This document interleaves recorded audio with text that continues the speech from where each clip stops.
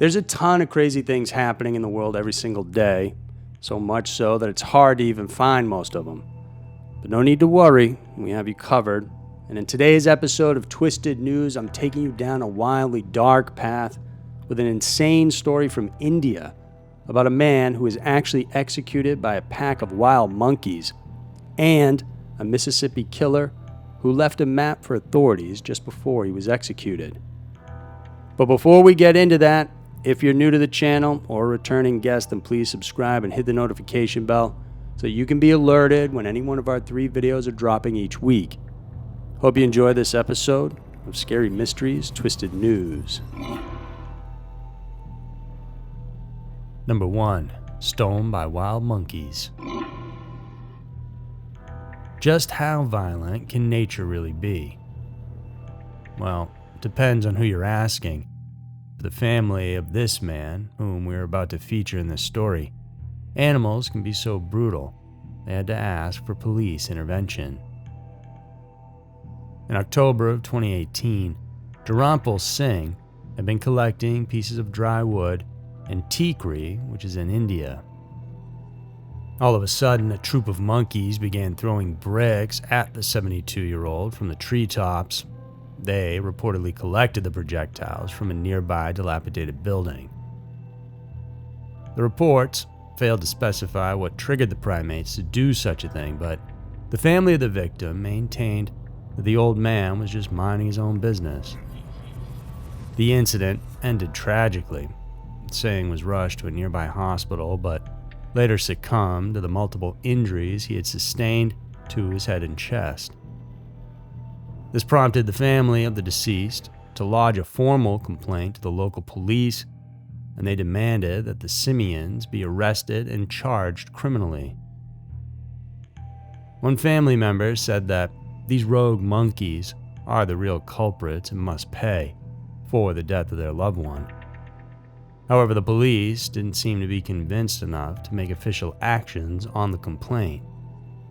For the local sheriff, the request simply seemed preposterous. How can we register the case against monkeys? Chitwan Singh, the head officer, said. This will make us a laughingstock. I don't think it's a logical demand.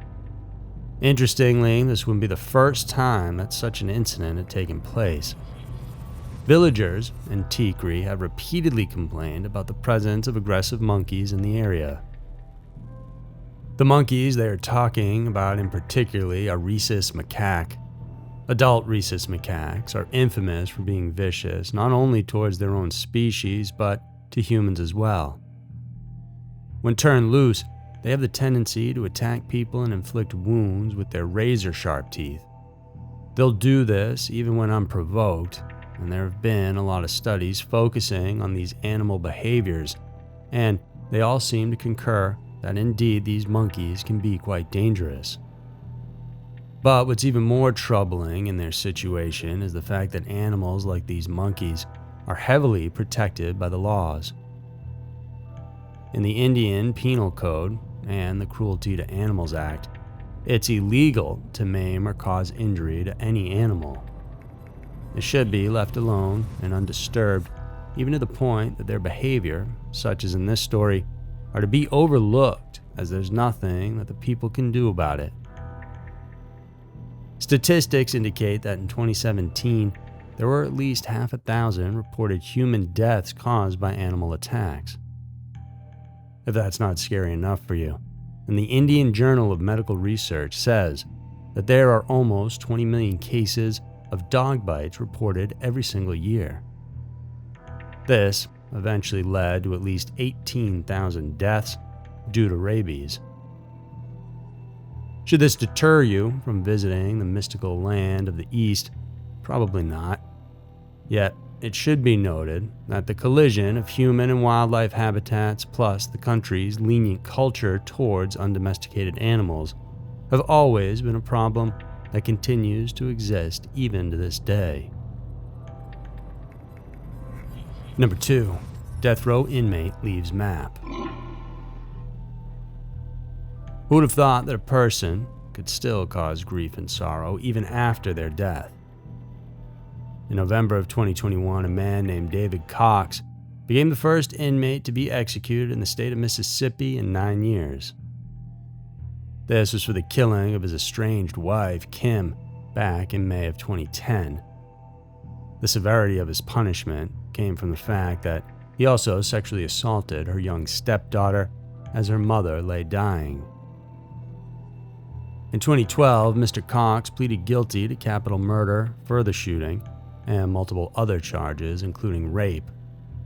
He was actually the one who asked for the death sentence, and what he did was to actually go against the counsel of his attorneys and willfully abandon all appeals that could have saved him from walking into the proverbial gallows. When he appeared before the Supreme Court for the setting of his execution date, he called himself worthy of death. Cox's total disregard for his life probably must have stemmed from his violent history. Lindsay Kirk, Mrs. Cox's daughter from a previous husband, witnessed the man use methamphetamine on a regular basis. She also suffered at his hands for a few years when she was still living with her mother. When Kirk told Mrs. Cox in 2009 about the abuse, the woman immediately called the police. Her husband was subsequently arrested and then charged with rape, child abuse, and sexual battery. However, in April of 2010, he was released from jail on bond. Fearing for their safety, the mother filed a restraining order against her now estranged husband and even moved herself and her 3 children into her sister's home.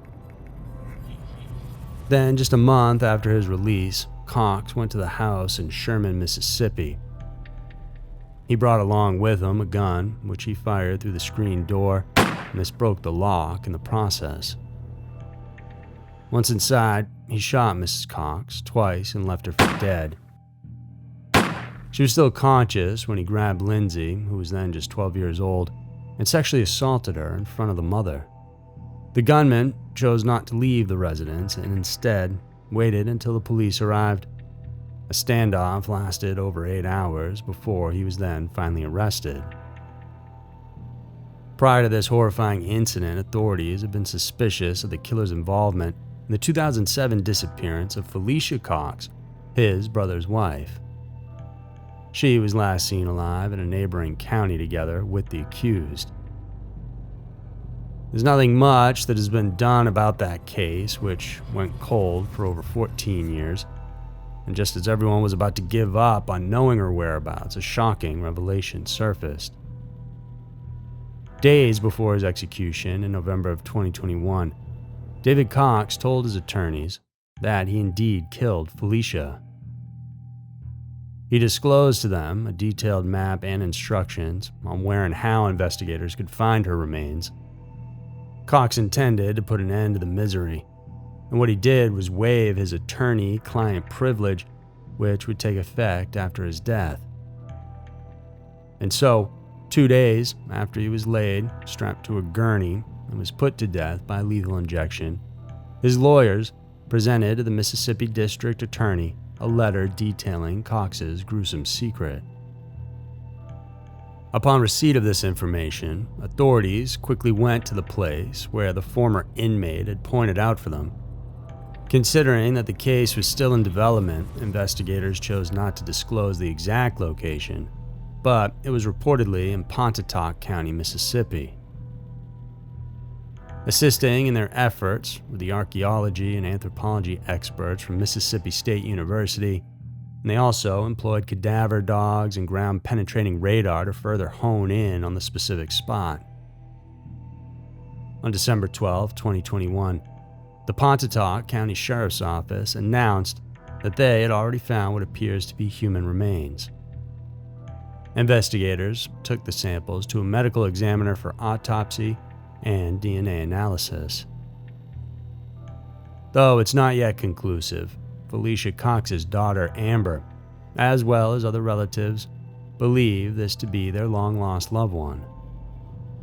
Meanwhile, Mr. Cox's camp failed to indicate the exact details on how Felicia was killed or the circumstances which led to her demise.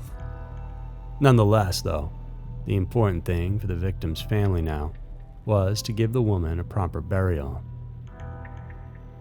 So that's it for today's episode. If you enjoyed the video, then remember to subscribe and give us a thumbs up.